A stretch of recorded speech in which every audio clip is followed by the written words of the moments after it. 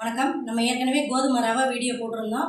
அதுக்கடுத்து இந்த வீடியோ போடணும்னு நினச்சேன், டைமே கிடைக்கல. இப்போ தான் டைம் கிடச்சிச்சு. இங்கே பாருங்கள், சூப்பராக ரவை ரெடி பண்ணியாச்சு.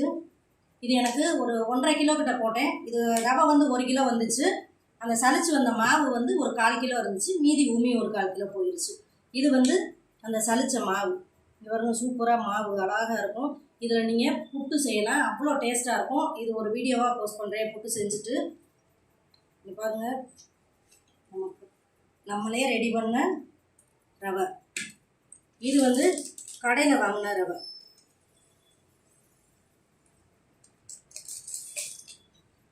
இந்த 2 ரவைக்கும் வித்தியாசமே இல்லை. நம்ம வீட்டில் உடைச்சது எவ்வளோ வெள்ளையாக நல்லா இருக்குன்னு பாருங்கள். எந்த கெமிக்கலும் இல்லாமல் நம்மளே நம்ம கையால் நம்ம வீட்டில் நம்மளை நம்பி இருக்கிறவங்களுக்காக கொஞ்சம் எஃபர்ட் போடலாம். அதனால் தப்பே கிடையாது.